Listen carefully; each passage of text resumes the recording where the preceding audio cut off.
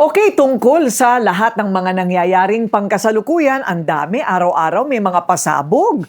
So nandito na naman para medyo analisahin natin ang mga kaganapan. Handa na ba kayo dito sa suki natin na political analyst, walang preno, walang sinasanto, Nax, the brave. The brave nga ba?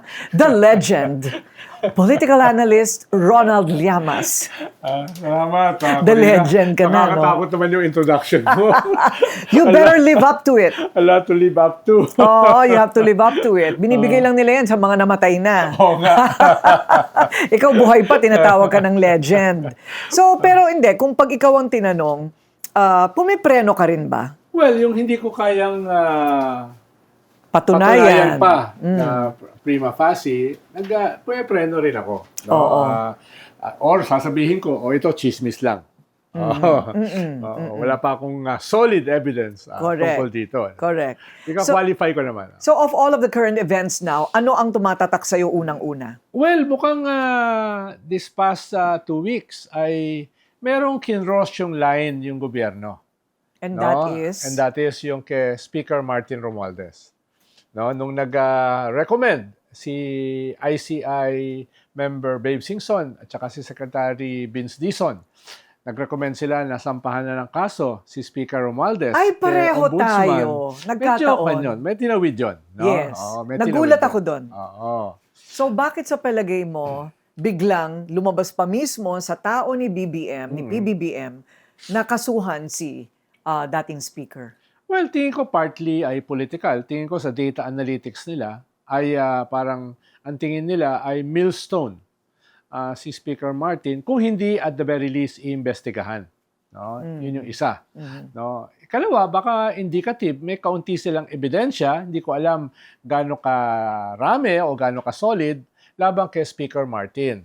Dahil nga so far yung nilalabas nila is the testimony of Saldico, na hindi pa naman siya official affidavit, at saka yung testimony ni Gutesa na hanggang ngayon ay missing. Kaya sinagot naman niya nung kampo ni Speaker na kung yun ang ebidensya nyo, mahina. Okay. No, mahina. Pero hindi ko sigurado dahil hindi naman siguro magsasampa o magre-recommend ng kaso si Secretary Vince Dizon at saka si Speaker Martin, ICI. Babe Singson, kung wala pa silang ibang mga ebidensya maliban doon sa sinabi nila. No? Pero ayun lang politically, may kinross na line. Right. Which led me to surmise na it is possible that in the end, it will be a survival race between PBBM and Speaker Romualdez or Sarsuela lang lahat ito. Posible. Pero dahil nga may kinross silang line, ay hindi sustainable yung Sarsuela. No? Dahil sasabog sa mukha nila kung hindi ito kahit papaano magpo-prosper sa korte. Whether ito ay mako-consummate in terms of non-bailable arrest is another thing. No?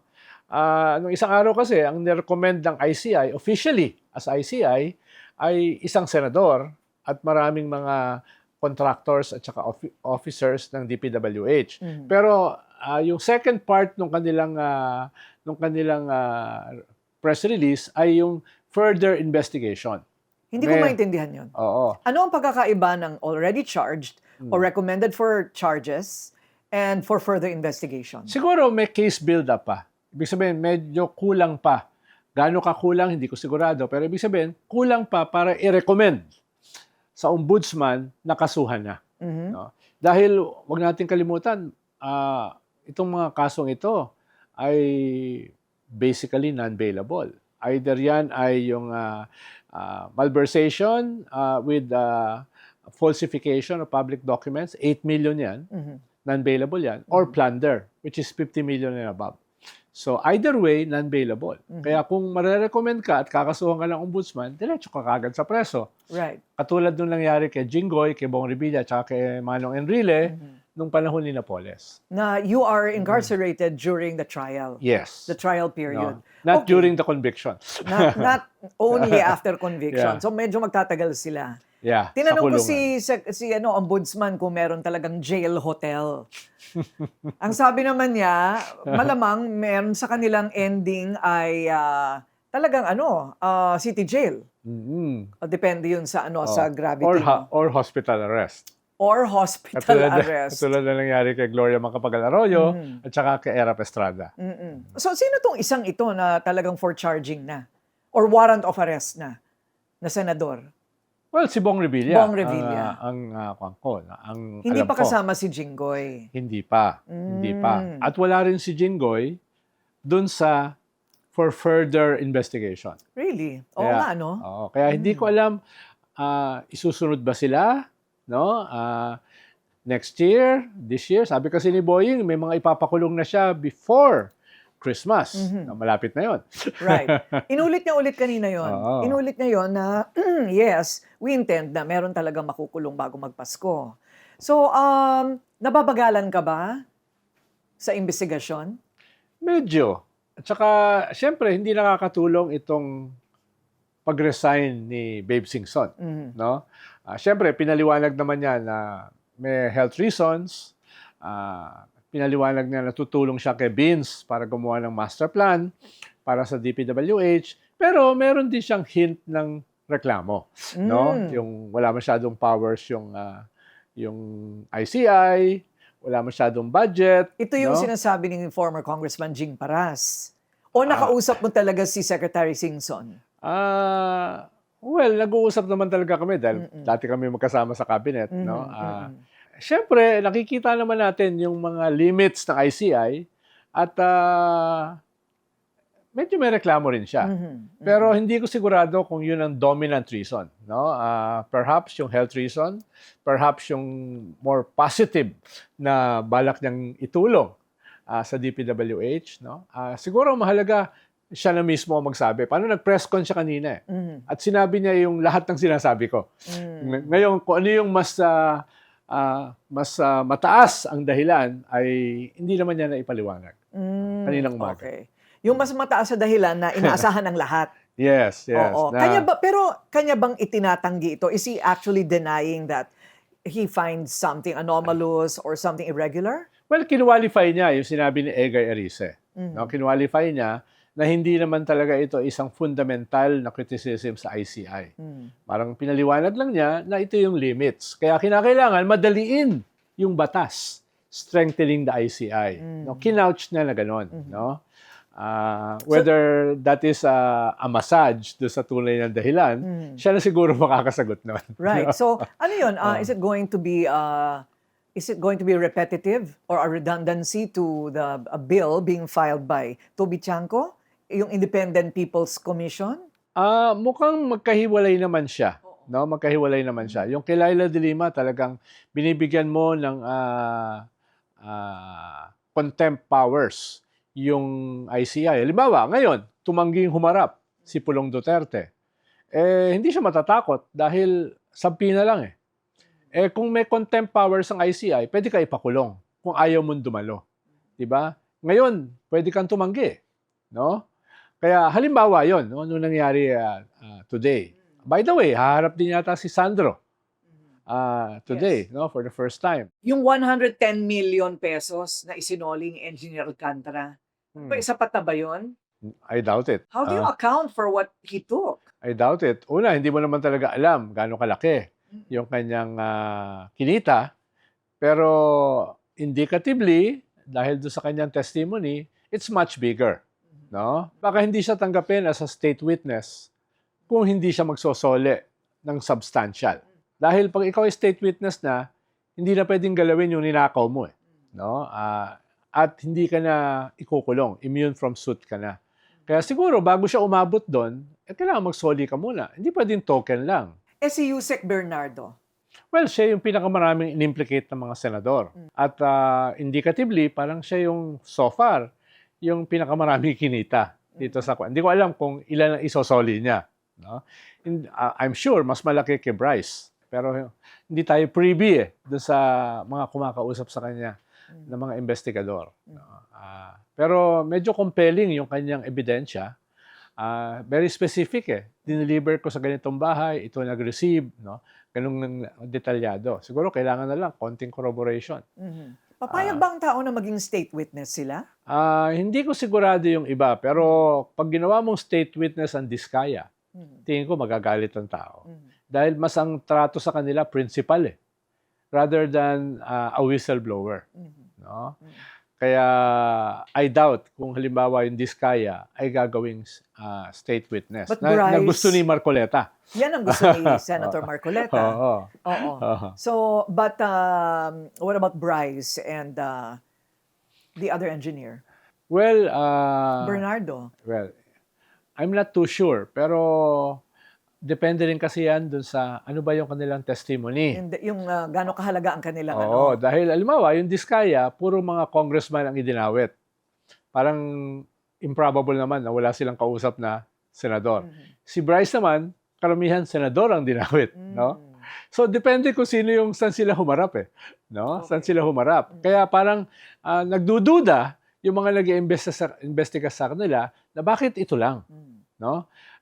Kay Yusek Bernardo, yung kanyang unang testimony, kaunti lang ang kanyang idinawit.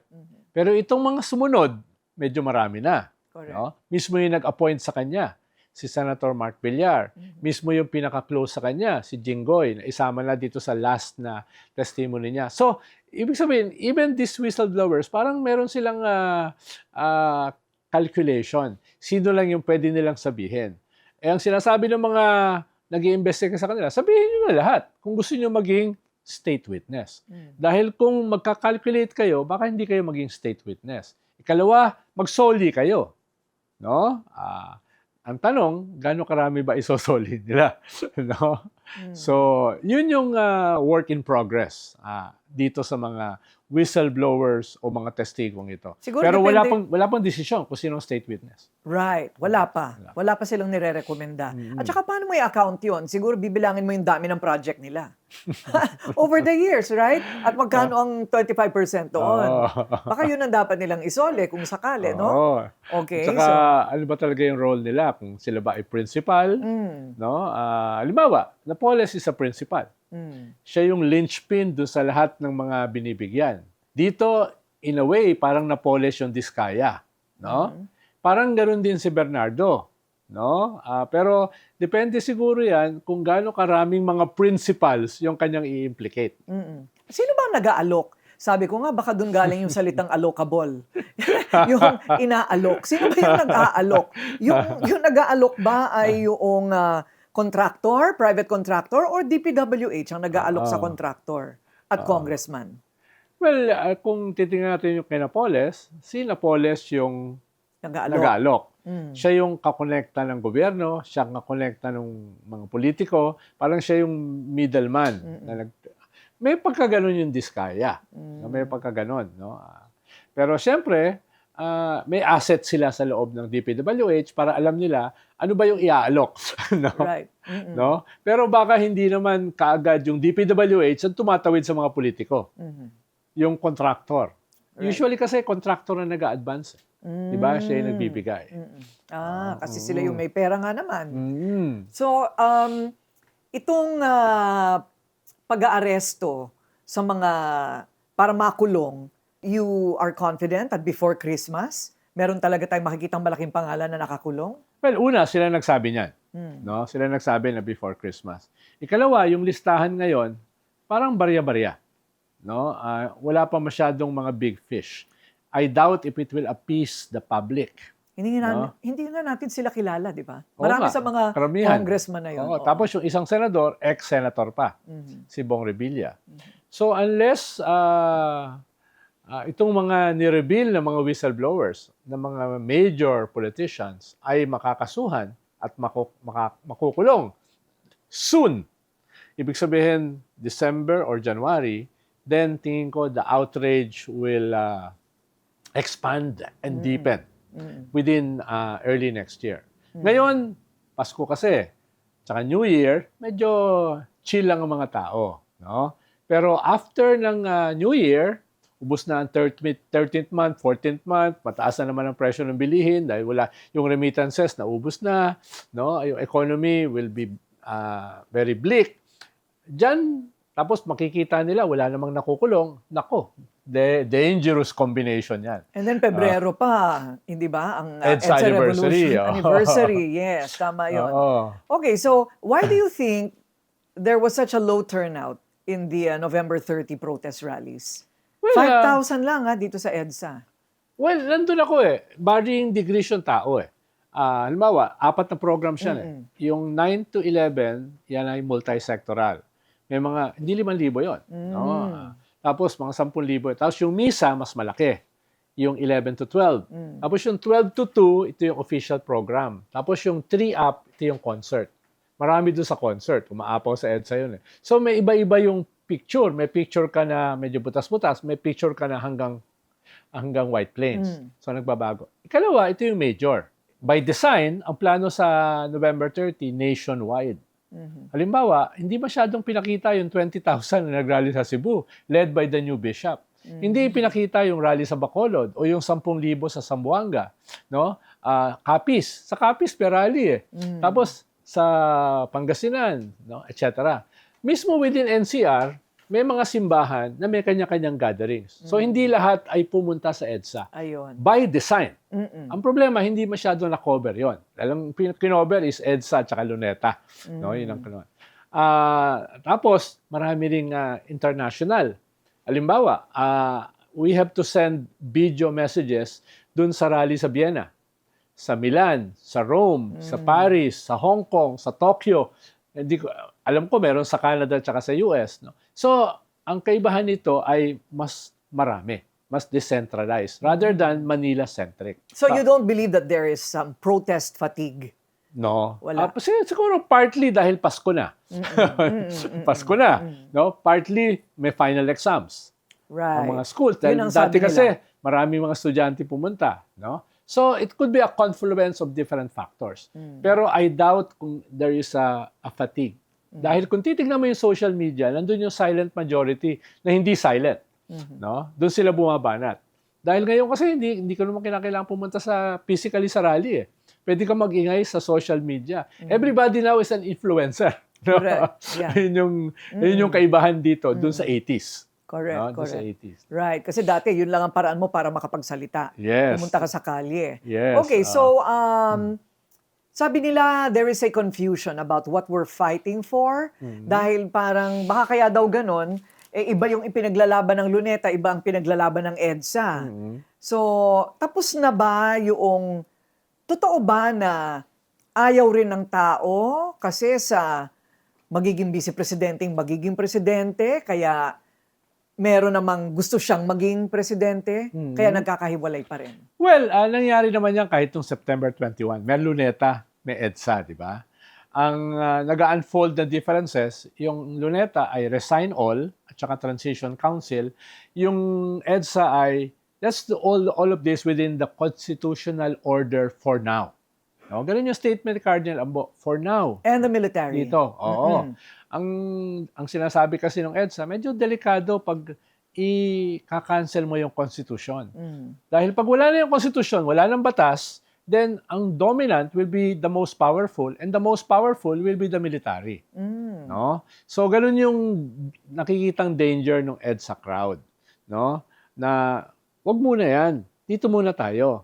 I-push muna natin yung limits ng legal system, no? Yun muna yung sinasabi, no? Kaya may ganung klaseng tension, may ganung klaseng difference. Tsaka syempre, yung Luneta, malapit yan sa Mendiola. Usually, yun yung nagmamarsa sa Mendiola. No? May tension dahil sinasabi ng mga taga-Luneta, yung mga taga-EDSA pro-government. Of course not. Dahil very sharp yung criticism nila. Sinasabi lang nila, don't throw the baby with the bathwater. Huwag tayong pumunta dun sa cancellation ng constitutional order dahil it will open a lot of dangers. No? Oo, kasi kung saan-saan ng direksyon, baka kung sino maupo. Yes. Hindi natin di ba, nawala sa saligang batas. Yes. Pero saan naman galing itong pinaka-latest na survey daw na si Vice Presidente Sara Duterte pa rin ang nangunguna sa presidential preference? Yes. 33.3%. Raffy Tulfo, 13.4. Lenny is 13. Bongo, 4%. Well, hindi yan ganun kalayo doon sa mga recent survey this year. Ang kaibahan lang ay, for now kasi, mahalaga yung nagsabi ka na tatakbo ka. Para yung ratings mo ay medyo magkaroon ng bump. For now, isa pa lang naman na nagsasabing tatakbo siya. Si Vice President Sara. No? Neither Rafi Tulfo nor Leni Robredo or anyone nagsasabi na tatakbo sila. Ikalawa, sabi nga nung isang kausap ko na established survey firm, masyado pang maaga para gumawa kami ng ganyan. Tinanong ko kasi sila, ba't kayo wala? No? Ang sabi niya, maaga pa eh. No? Ang dami pang variables, factors na mangyayari. Halimbawa, soon, baka lumabas na yung bank accounts ni Sara Duterte. No? Na matagal nang sinasabi ni Senator Trillanes na maraming anomalous transactions from anomalous sources. No? Eh pag lumabas yan, may makita na hundreds of millions na nanggaling sa mga questionable sources, tingin ko, bababa si Sara.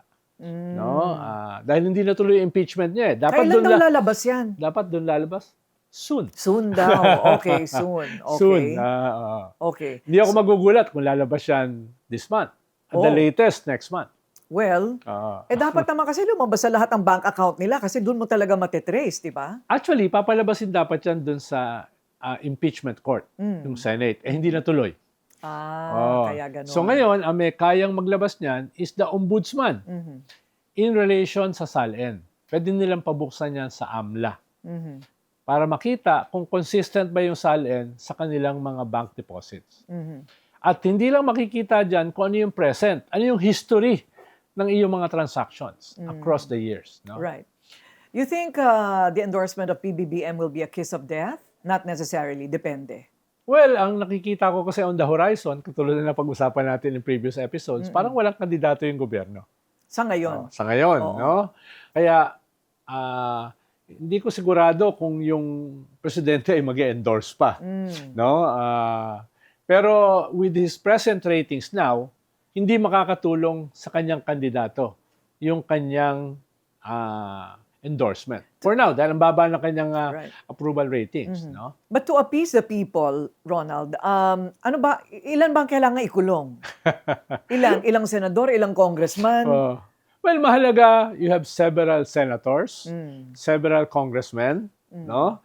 A cabinet secretary. No? Talaga ha? May ganun pa ha? Oo. At saka, syempre, yung usual suspects, the contractors and DPWH officers. No? Tingin ko yung diskaya ay malapit na. No? Na makasuhan at makulong. Baka uunahin sila. Pero that won't be enough. No? That won't be enough. No? Kaya tingin ko, for now, dahil umatras na yung Iglesia ni Cristo sa dati nilang call na pabagsakin ng gobyerno at yung military ay tumindig sa constitutional order at yung Catholic Church ipagpapatuloy yung anti-corruption pero within constitutional limits, tingin ko for now may breathing space yung gobyerno. But the crisis remains. Okay. Until the next explosion.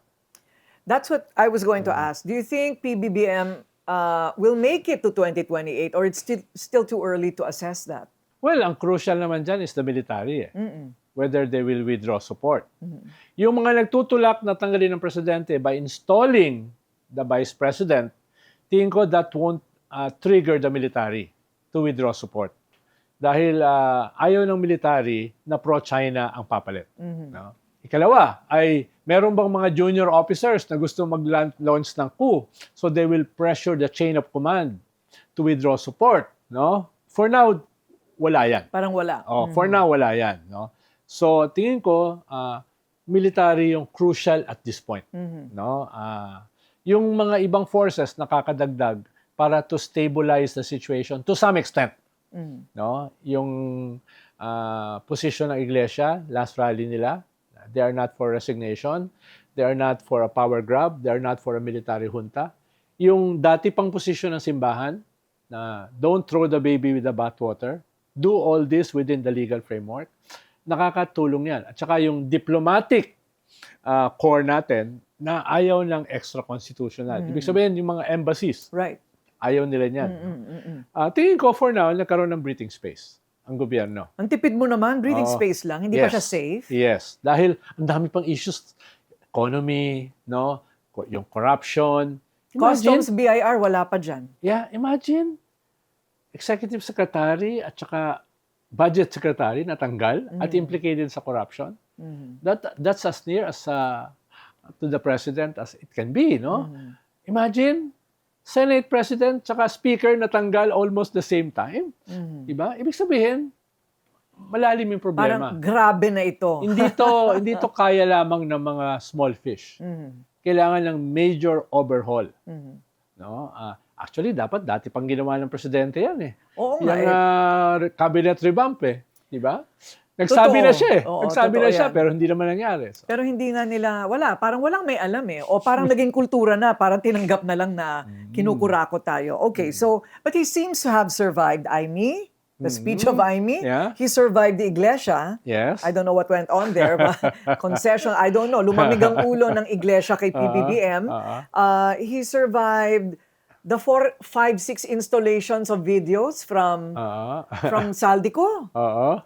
So, parang matibay din, ano? So, Yeah. what do you think are the critics waiting on? Well, una yung kay Aimee kasi hindi naman siya bago eh. Bumenta na, kumbaga. Oh, sinabi ni Digong as early as 2021, last December, bago pa magkaroon ng eleksyon. Kalawa, yung mga pulburon video na pinapakita daw, fell flat. Tapos yung mga call for withdrawal of support ni Digong at saka ni Baste because dahil nga addict daw yung presidente. So, masyado na nagasgas. Hindi ko sinasabi kung yan ay totoo o hindi. Pero at least, hindi yan bago. Ang bago ay sister yung nagsabi. Pero yung sister kasi matagal lang nasa kampo ng mga Duterte. So, hindi rin bago na siya ay sharpest line ng atake sa kanyang kapatid. Correct. Diba? Yung kay Saldico naman, ang weakness ng Saldico statements ay nung sinabi niya na hindi siya nakakuha ng a single centavo, that weakened the entire testimony. Mas powerful sana yung kanyang testimony kung sinabi niya, ganito hatian namin. No? Sinabi niya, not a single centavo, siya ay utusan lang, siya ay messenger lang, medyo na-weaken. Pero mas mahalaga, wala siya rito. So hindi siya formal affidavit. Hindi siya legal paper. So, why doesn't he put it all in an affidavit? Do you think? I don't know. Pero no? pwede yon, hindi ba? Tapos ipadala na lang niya dito sa Pilipinas. Hindi ko alam yung legality, pero kulang pa rin yun. Kulang pa rin. Kulang pa rin yun, pero it will add power dun sa kanyang testimony. Tapos yung corroboration niya, si Gutesa is still missing. No? Hanggang ngayon, di pa na-produce. Buhay pa kaya yon? I think so naman. Oo naman. Masyadong dangerous na siya. Pero natakot. Natakot o nasuhulan? I'm not sure. Hindi mo alam. Both are distinct possibilities. Right, no? right. Oo. Bakit wala makahanap sa kanya? Kahit yung mga original handlers niya, Right. sila Mike Defensor at saka si Marcoleta, hindi siya mahanap. No? Kaya hindi natin sigurado. Pero in relation sa tanong mo, the criticisms will continue. No? Hindi ko alam kung ano mangyayari today na magte-testify si Sandro Marcos. No? Hindi ko alam kung paano mangyayari dahil marami kasing tao ang tingin ang pinaka-credible sa ICI ay si Babe Singson at nung nag-resign siya kahapon ay dumadami yung critic ng ICI in spite nung paliwanag ni Babe Singson.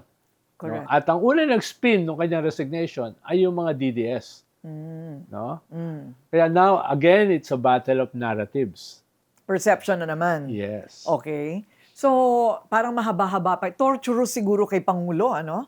Torturous itong mga nangyayari. Pero bakit parang wala silang PR, matibay na PR messaging plan? Halimbawa, Noche Buena. Noche Buena bag na 500 piso. Grabe yun. I mean, pwede namang huwag na lang magsalita, hindi ba? Grabe yun. So, saan galing yon at saan papunta yan? Well, for a long time kasi tahimik si Secretary Roque. Baka nakita niya, uy, magkakataon ka na to para magsalita. Medyo mali. Oh. Tapos, nung binanatan siya, nag-double down pa siya. Di ba? Anong nag-double down? Ibig sabihin, pinaliwanag pa niya, anong laman ng 500 pesos. So ngayon, sa social media, lahat ng tao may kanya-kanyang 500 pesos na list. Ibig sabihin, pinagtatawanan siya. No? Lechon kawali nga daw, kawali na lang. Wala nang lechon. Mas mabuti pa yung galit sa'yo kaysa yung pinagtatawanan ka. Correct, Di ba? correct. Oo. Imbis na sinabi mo, sabi mo nga, Corina, ay umamin ka, oy, insensitive yung aking sinabi. No? Even if it was made in good faith. Tigil. Move on. Okay. Hindi eh. No? Nagpatuloy. Pinanindigan. Pinanindigan. Oo. Tapos sumama pa si Claire Castro, di ba, doon sa paliwanag. So, nabuhusan ng gasolina yung apoy na yan. Right. Hanggang ngayon, yan ang pinag-uusapan sa social media. Hanggang ngayon. Kanya-kanyang listahan. Wala na nga daw leche flan, leche na lang. Kanya-kanyang listahan, di ba? Rolls out. Ay, nako. Pero, saan ka nakakita ng gobyerno na nagpalit ng 5 beses ng kanilang communications head in 3 years? Ngayon lang ako nakakita ng ganyan. No? So, ibig sabihin, may problema sila sa kanilang communications. Definitely. No? Kasi iba yung lumalabas sa presidente, di ba? Oo. Lumalabas kay Claire Castro, iba rin sa cabinet secretary. Oh, at least nagsasalita lang ngayon si Gomez. Dati hindi mo siya naririnig. No? Pero, ayun nga, what's the strategy? Yun yung hindi ko makita. Ayun. Parang, kung ka lang ngayon, bumbero, patay ka ng apoy, no? Ganyan. Till the next one. Oo. No? Correct. So what is your fearless forecast for the coming month? Tingin ko they have to confront the outrage again early next year. Lalong-lalo na kung wala silang mapapakulong na big fish. No? Dapat wag sila maging confident na, anong sabi ni Marcoleta kay Jinggoy, safe ka na for now. Wag sila maging overconfident dyan. Dahil with a weak political center, weaker political institutions, anything can happen. No? Anything can happen. So, to stabilize the situation, they have to hold the bull by its horns. Kailangan nilang harapin straight on yung crisis in a combination of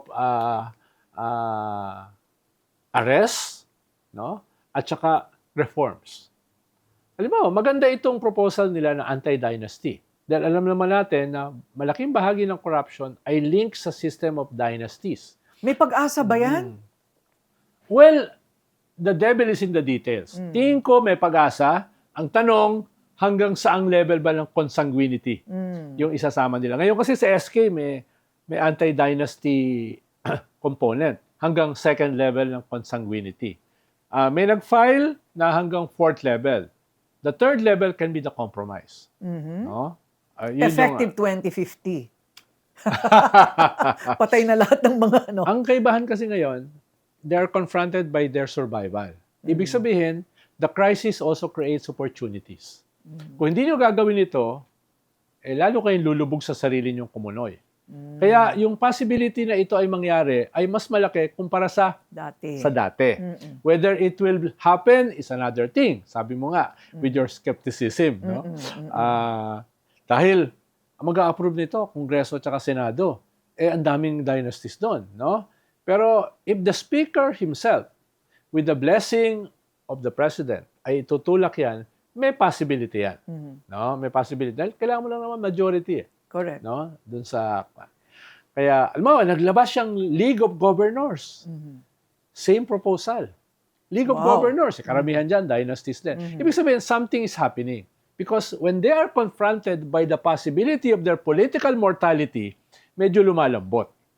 Yung isang proposal, isa na lang kamag-anak sa national, isa na lang sa local. May ganung mga proposal Siyempre, ang bakbakan dyan are the details. No? Right. Yung ibig sabihin yan. No? No, they're weighing in para makapasok sila ng mga compromises, ng Yes. concessions to Yes. benefit them. Actually, baka mas mahirap pa sa Senado.